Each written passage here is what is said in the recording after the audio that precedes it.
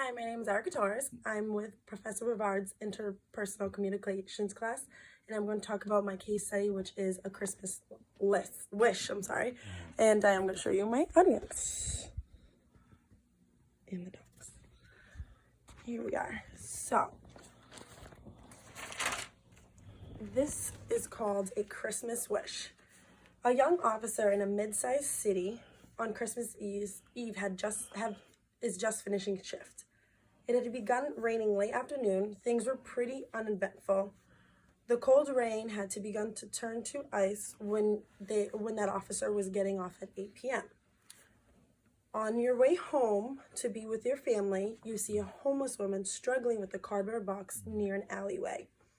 With it being Christmas Eve, a cold night, and seeing a woman who appears to be the age of your mother, you feel guilty leaving this woman in the rain, knowing the frigid weather to come.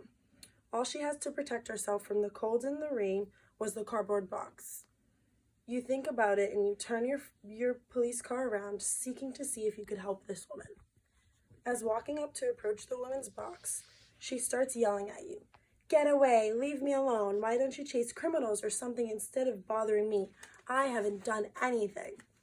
You try to explain to this woman how you just want to help her and ask if you can talk inside the patrol car where it is dry and warm, telling her she could dry off and get warm instead of being out in this cold, rainy weather.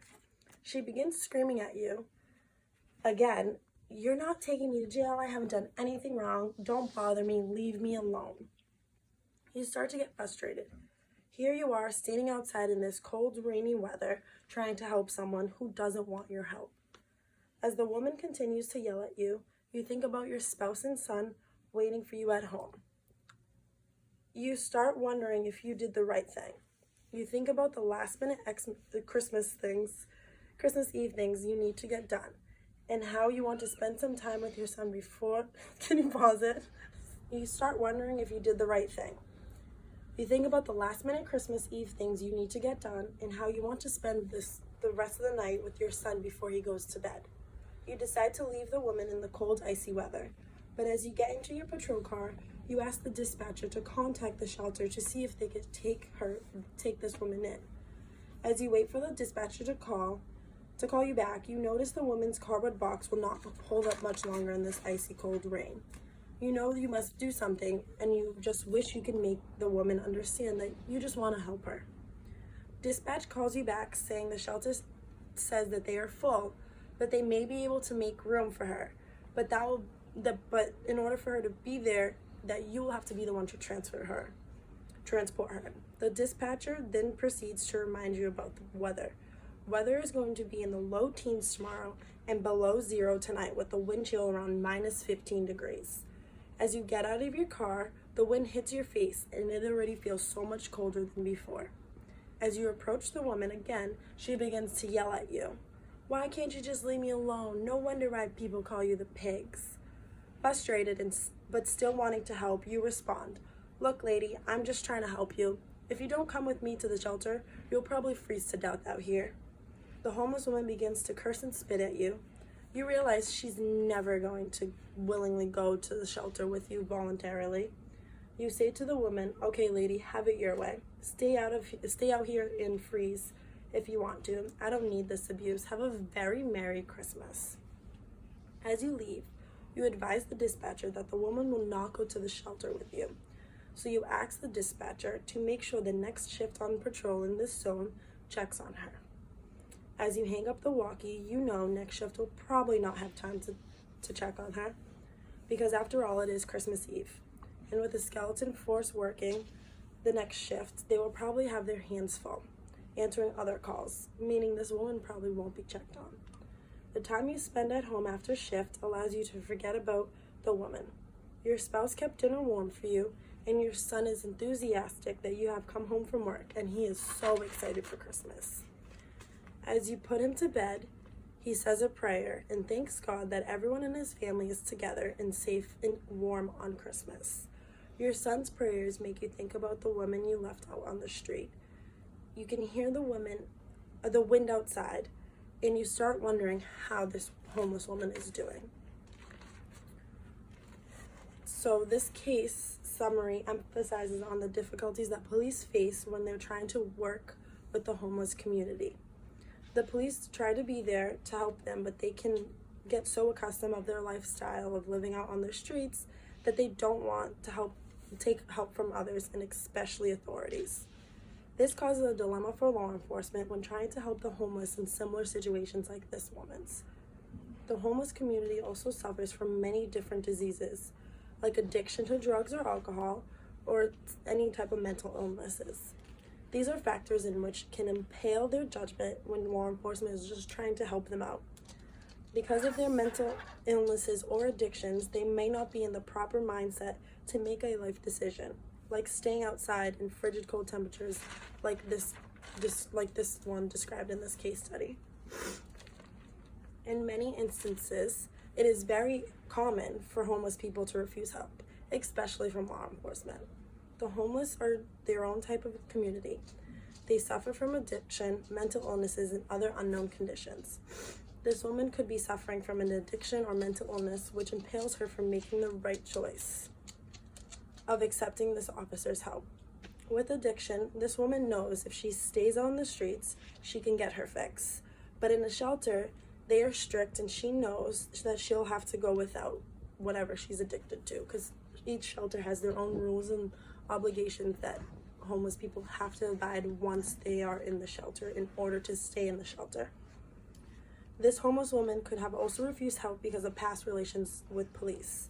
This officer, in my opinion, didn't do much to convince this woman to accept the help or seek shelter. This officer could have persuaded this woman with like hot chocolate, tea, or coffee, or even like a cheeseburger if she got in the cruiser, instead of just trying to ask her. Could have convinced her more, could have done more to help this woman, because clearly it's a cold night. She might want a coffee, she might want a hot chocolate, and that might have made her think twice, like, oh, maybe I will go listen to them because I am kind of hungry, or I kind of want some warmness, I want to dry off. Reminding that when this officer was saying that to the woman, that she is not in trouble, that the officer is just wanting to help her to get her dry and warm and get out of this cold, icy weather. This officer should have got a better background on this woman, I think. Seeing how she is homeless, she could have been in the system, or could have got checked out before, so he or she could have asked around if this homeless woman was known to the police and seen if she had some type of mental illness or addiction, and that is why she's refusing the help that the officer is giving her. This officer should have called the ambulance and let the EMTs check her up, to see if she is mentally stable enough to refuse shelter on such frigid temperatures, because if the EMTs checked her out and they found that she is mentally incapable, that maybe they would refuse her refusal of going to the shelter, and she could have got a Section 12, which would have put her in the hospital and would have made her be in a place that is warm and dry instead of being outside. Another thing this officer could have done was to contact their supervisor, letting them know about the homeless woman, how that you've tried to help and how you've exhausted all ends, and how the woman refused all help and shelter that was offered.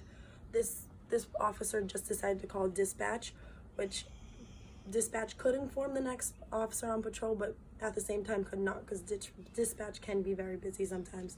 So I feel like as a safe bet, should have contacted the supervisor to save kind of his or her own's behind of, meaning just in case that homeless woman does end up somewhere, that officer tried and exhausted all ends, and their supervisor does know about it. If I was this officer, I would feel guilty for not exhausting all possible ends to help this woman seek shelter. This officer was very bland with this homeless woman and didn't make much effort other than calling the dispatcher to call the shelter for an opening. This officer let their emotions get the best of them and lashed out on the woman because she was refusing help. Her words weren't the nicest either, but there was better ways to handle it. He didn't have to say, oh, just stay out here and hope you freeze. Well, it didn't say hope you freeze to death, but hope you, it basically was implying that. And then how he or she said sarcastically, have a very Merry Christmas. Could have done without those comments. And maybe those comments are what caused this woman not to like the law enforcement because of past relations. Returning to this woman and trying to help her again wouldn't be the smartest idea for both the law enforcement officer and the woman. I understand that this officer feels guilty for the first time around.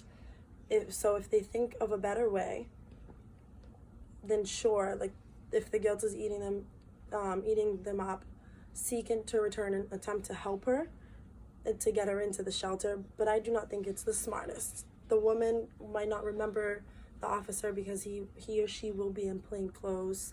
So maybe that woman would kind of maybe accept the help because it is a plainclothes person, but maybe not because maybe she is just gonna refuse that plainclothes like civilian, just like she did with the officer. So it might not be in the officer's best interest to go back because of the safety reasons. If this woman froze to death, as this officer is the last to knowingly speak to her, I feel as though they should have some liability or consequence, seeing as this officer did not exhaust all ends and they didn't try hard enough to help this woman. If this officer were to exhaust all ends and try to help this woman, then sure, like maybe not be reliable, because if, like for instance, if this officer called the medics and the medics took care of this lady and this woman still refused help, and how the medics made her assigned her with being mentally incapable of making these decisions, then sure. Or if not, if the EMTs did think that woman was mentally stable enough to be making those types of decisions, if the medics did label this woman as mentally capable of making her own decisions and how she was refusing help, so that means she was mentally stable, so she is just being out there willingly, so that officer wouldn't be liable. But if how this officer in this case did not call any EMT personnel or her supervisor, I feel as though that officer should be accountable, because that officer should have taken more precautions and taken more steps to see if this woman would seek help, instead of just trying to talk to the woman, which she clearly didn't want to be talked to by that officer. So I definitely think that they could have done a better job. As an officer, knowing it's a holiday and a skeleton crew working that night, there might not be no chance for this next shift to check on this woman. Because this officer did not call their supervisor, this woman really isn't a priority to other fellow officers. So again, if that officer did call his or her supervisors, that supervisor probably would have made it an ordinance, like to check on this woman to see how her how her well-being is, to make sure she's not going in hypothermia, and to make sure this woman is actually still surviving. But they didn't. Even if the paramedics or EMTs, if they got called, maybe because they might have a better opportunity to go check on this woman than like an officer. So maybe if that officer did call the EMTs, maybe the medical personnel could have gone back and checked on this woman to see if she was still there. For the officer's peace of mind, they could call the station or the officer working that sector to check and see if this woman has got checked on. If not, there really isn't much that officer can do, because like I said previously, going back would kind of just cause just safety concerns, just in case that woman didn't remember who that officer was. What if she tried attacking you, and then there's going to be this whole big scene. So I just think it's best not to go back. As a plainclothes officer, the best thing you could do is probably just wait till your next shift, which might be tomorrow. So you'll just have to wait till your next shift and see if that woman is still there. Maybe then you could talk to her again and see if she will oblige and help, actually seek for help, because she had to survive the night before, and she might have not wanted to do that. Can you pause that? This case raises a lot of questions as to how law enforcement can help the homeless better. But it also does take two to help with the cause. If the homeless are unwilling, police just have to put their best foot forward and always try to help the homeless community. For me, if this was me in this situation, like I've stated previously in this video, I definitely probably would have done more to help this woman. I would have definitely tried convincing her more. Maybe that I was a female, I could make a better connection with this woman, because I am a female. I know, like, it could be cold out there, like she might, like her hair might get wet, and which causes like sickness or whatever. I could try to make more of a connection with this woman and seek if I could put her into the shelter. Definitely, I think if I was the officer on this case, pulling over, well, it wasn't a call because the officer decided to stop on their own will, but I definitely think that I could have persuaded this woman a little bit better, because like I said, I would have brought this woman like a hot chocolate or something. I would have turned back around. I probably wouldn't have gone home right away.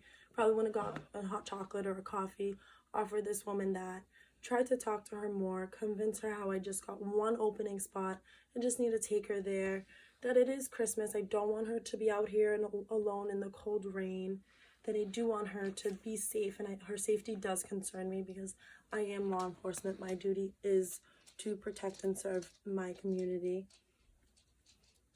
There kind of isn't a side in this, because I understand that the homeless community has their own way of thinking and they have their own sense of community, because they are a community. So a lot of the homeless do bide together, and they feel like they're safer on the streets than going to a shelter, just because of how they're accustomed to it. And this woman honestly could have probably seen and have gone through worse situations than that night, that cold weather night that was happening. She might have survived a night colder than that, or a night rainier and snowier than that, and that is why she's refusing the help. So you just never know what this woman's going through, or she could have had like a previously bad relationship with the police, and she could have been in the same scenario, and maybe that officer did Section 12 her, or did do something where she could have landed in prison, in jail for the night, or she could have landed in the hospital. Like, easily that officer, if that officer really wanted to, because she did curse and actually spit on her, that officer could have like tweaked that around and been like, oh, she kind of assaulted me because she did spit at him or her. So could have definitely just taken that and been like, oh, you're coming to jail, and that kind of would be that officer's peace of mind of, oh, I'm still getting you somewhere warm and dry for the night. That is probably why that officer would do that. That is one option. Pause it.